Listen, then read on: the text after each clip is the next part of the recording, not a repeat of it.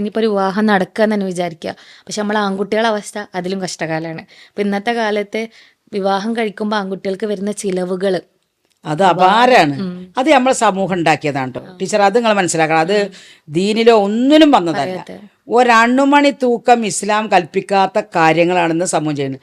ഇപ്പോൾ നാട്ടിൽ മുഴുവനും ഒരു ചെക്കന് പെണ്ണ് കെട്ടണം, ഇനി അഥവാ കണ്ടൊരു പെൺകുട്ടിനെ കിട്ടിക്കഴിഞ്ഞാൽ അവന് കയറെടുത്ത് കണ്ട അവസ്ഥയ്ക്ക് ജനങ്ങൾ എത്തിക്കുകയാണ്. എങ്ങനെയറിയോ? ഒന്നാമത് ഇവനെ പെണ്ണ് കാണാൻ വരുമ്പോഴത്തെ ചെക്കനെ പെണ്ണിനെ കാണാൻ പോകുമ്പോൾ തന്നെ അതന്നെ ഒരു മിഠായി കൊട്ട എന്ന് പറഞ്ഞാൽ അത് നമ്മളെ നാട്ടിലൊക്കെ വളരെ ഇവിടെയൊക്കെ വളരെ കുറവാണ്. പക്ഷെ മറ്റുള്ള സ്ഥലങ്ങൾ നമ്മൾ തൊട്ട പ്രദേശങ്ങളിലൊക്കെ ഓരോ വണ്ടി ഉന്തിയിട്ടാണ് ആൾക്കാർ വരുന്നത്.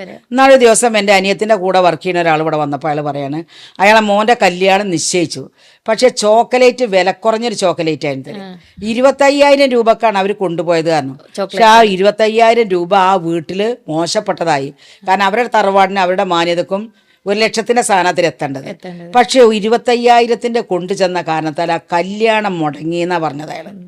ഈ മനുഷ്യൻ എവിടെ എത്തി? നിങ്ങൾ നോക്കിയപ്പോൾ ഓരോ വീട്ടിലേക്കും ഇത് കൊട്ട കണക്കിന് കൊണ്ടുപോവുകയാണ്. എന്താണ് ഈ വസ്തു? ഇത് എത്ര ആളാണ് തിന്നുക?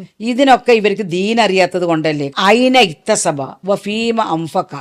നാളെ മാഷറയിൽ 5 കാര്യങ്ങളെക്കുറിച്ച് ചോദ്യം ചെയ്തിട്ടല്ലാതെ ഒരു മനുഷ്യൻ്റെ കാലടി അങ്ങോട്ട് വെക്കുകയില്ല എന്ന് പ്രവാചകൻ പഠിപ്പിച്ചു. അതിലൊരു കാര്യമാണിത്. അയിന ഇക്തസബ, പണം എവിടുന്നാണ് ഉണ്ടാക്കിയത്? ഫീമ അംഫക്ക, എന്തിലാണത് ചിലവഴിച്ചത്? 1,00,000 രൂപ അല്ലെങ്കിൽ 2,00,000 രൂപ പെണ്ണ് കാണാൻ വേണ്ടി മിഠായി വാങ്ങാൻ ചിലവഴിച്ചു. നാളെ മാഷറയിൽ അള്ളാൻ്റെ മുമ്പിൽ നിന്ന് അവൻ പറയണം. അത് എവിടുന്നാണ്? അതിന് എക്തസവ എവിടുന്നാണ് അത് കിട്ടിയത്? ഈ 1,00,000 അവൻ എവിടുന്നാണ് ഉണ്ടാക്കിയത്? പറയണല്ലോ.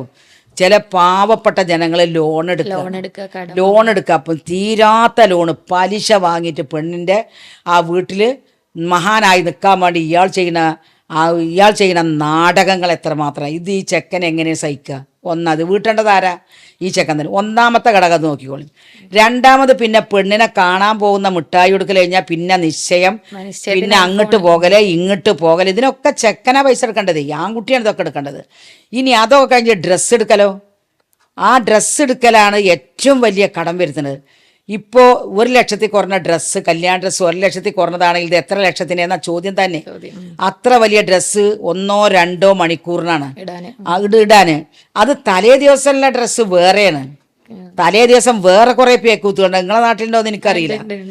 എന്റെ ടീച്ചറെ മെഹന്തി, ഹൽദി, അറബിക് കല്യാണം, അതൊക്കെ അറിയില്ലേ? അറബിക് കല്യാണം, ഗുലാബി നൈറ്റ്, അല്ലാഹുവേ എന്തൊക്കെ പിന്നെ നൈറ്റുകൾ അവരുണ്ടാക്കണമെന്ന്. എവിടുന്നാണ് ഈ നൈറ്റൊക്കെ കിട്ടിയത് എന്നുള്ളതാണ്.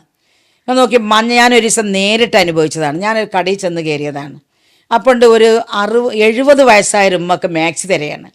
എന്ത് മാക്സിയാണ് വേണ്ടതെന്ന് അറിയോ? മഞ്ഞ നിറത്തിലെ മാക്സി. അവരെ വീട്ടിൽ പിറ്റേ ദിവസം മകൻ്റെ മോളെ കല്യാണം കെട്ടിച്ചു കൊടുക്കുകയാണ്. അവിടെ പിറ്റേ ദിവസം ഇടാനുള്ള മഞ്ഞ ഒരു മാക്സിക്ക് 75 വയസ്സായ ഉമ്മാനെ കൊണ്ടുവന്ന തിരയുന്നത്. ആ വീട്ടിൽ അന്ന് കത്തിക്കുന്ന ബൾബ് മുഴുവനും മഞ്ഞയാണ്. ഈ മഞ്ഞ മാക്സി ഇടണം. കാരണം അത്രയും വയസ്സായതാണത്. അതിന് മാക്സി അത് സാരി എടുക്കേണ്ടവർ സാരി മഞ്ഞ, അതുപോലെ തന്നെ മാക്സി മഞ്ഞ, അങ്ങനെയുള്ള എല്ലാ വസ്തുക്കളും മഞ്ഞ. ഇത് മഞ്ഞ കല്യാണം. പിന്നെ ഒരു മൈലാഞ്ചി ഉണ്ട്. മൈലാഞ്ചി ഇടൽ വയസ്സായ എല്ലാ അമ്മമാരും ബാപ്പാനും കണ്ണ് കണ്ടില്ലെങ്കിൽ ആ മൈലാഞ്ചി മുഴുവനും എല്ലാവരും ഇടണം. ഇങ്ങനെ ഒരുപാട് നിങ്ങൾ പറഞ്ഞ മെഹന്തിയും മൈലാഞ്ചിയും ഹൽദിയും എല്ലാ കല്യാണങ്ങളും തലേ ദിവസം നടത്തിയിട്ട് ഇവൻ്റെ ശ്വാസം കണ്ട് അടങ്ങും പിറ്റേന്നൊക്കെ കല്യാണത്തിന് അന്നൊക്കെ 1 ചോറ് പോരാ, 2 ചോറ് പോരാ, 3 ചോറ് പോരാ, 4ാമത്തെ ഒരു ഐറ്റം കൂടി ഉണ്ടാക്കണം. ഇനി അതൊന്നും പോരെങ്കിൽ പൊറാട്ടയും പത്തിരി ലോകത്തുള്ള എല്ലാ വസ്തുക്കളും അവിടെ നിരത്തുകയാണ് ചെയ്യുന്നത്. ഇതിനൊക്കെ പണം എവിടുന്ന ഈ ചെക്കൻ ഉണ്ടാക്കണത്? ഈ ചെക്കൻ്റെ കയ്യിൽ നിന്ന് തന്നെ, ഈ ആൺകുട്ട കയ്യിൽ നിന്ന് തന്നെ ഈ പണം ഇറങ്ങണം. അല്ലാതെ ഉമ്മയും ബാപ്പാൻ്റെ വീട്ടിലൊന്നും എടുക്കാനൊന്നുമില്ല. അതിൽ പെങ്ങന്മാർ അളിയന്മാരൊന്നും കൊട്ടിക്കൊടുക്കൂല. ഇനി അഥവാ അന്ന് സഹായിച്ചാൽ തന്നെ കണക്ക് പറഞ്ഞ് പിറ്റേത്തെ മാസത്തിൽ അല്ലെങ്കിൽ അവനൊരു കുട്ടി ഉണ്ടെങ്കിൽ അതിനെ കെട്ടിക്കുമ്പോൾ ചോദിക്കുകയും ചെയ്യും. ഇങ്ങനെ കടം വരുത്തുകയാണ് ആൺകുട്ടികളുടെ മേൽ നമ്മൾ ഉമ്മമാരത് ഉണ്ടാക്കുന്നത്. ഈ നമ്മൾ പറഞ്ഞാൽ ഞങ്ങളുടെ നാട്ടിൽ പറയുകയാണെന്ന് വെച്ചെങ്കിൽ ഈ പൊന്നാരെന്നറിയാലോ, ഈ പൊന്നാര ഉണ്ടാക്കുന്ന മുഴുവനും സ്ത്രീകളാണ്, ഉമ്മമാരാണ്. ഒന്നുകിൽ ആൺകുട്ടിൻ്റെ ഉമ്മ, അതല്ലെങ്കിൽ ആൺകുട്ടിയുടെ പെങ്ങന്മാർ. ഇവർ 2 കൂട്ടരല്ലാത്ത പോലെ ആരും ഒരു വാപ്പി നാളെ മെഹന്തി വേണമെന്ന് ഇവിടെ നിന്ന് നമ്മുടെ നാട്ടിലൊന്നും ഒരു വാപ്പിയും പറയില്ല മെഹന്തി വേണമെന്ന്, മൈലാഞ്ചി വേണമെന്ന്, അല്ലെങ്കിൽ ഹൽദി വേണമെന്ന്. ഇതൊക്കെ ഉണ്ടാക്കണം നമ്മളമ്മമാരെ. എന്താ കാരണം? അങ്ങേ വീട്ടിൽ ആയിഷാൻ്റെ വീട്ടിലുണ്ടാക്കി, അല്ലെങ്കിൽ പിന്നെ ഇവരെ റുക്യാൻ്റെ വീട്ടിലുണ്ടാക്കി, നമ്മളെ വീട്ടിലെങ്ങനെ ഉണ്ടാക്കാതിരിക്കാൻ? പൊങ്ങച്ചാണ്. അൽഹാക്കു മുത്തക്കാസുർ ഹത്താ സുർത്തുമൽ മക്കാബിർ എന്ന് ഖുർആൻ പറഞ്ഞല്ലോ. അവിടെ അഹങ്കാരം അവരെ പൊങ്ങച്ചോ ഖബറിൽ എത്തുന്ന വരെ അവർ മാറ്റൂലാന്ന്. അങ്ങനത്തെ ഒരു സമൂഹമായതുകൊണ്ടാണ് ഈ ആൺകുട്ടികൾക്ക് ഇന്ന് കല്യാണം എന്ന് പറഞ്ഞ പ്രയാസം. ഇപ്പോഴത്തെ സ്വർണത്തിൻ്റെ വില കേട്ടാൽ ഒരാൺകുട്ടി സ്വർണം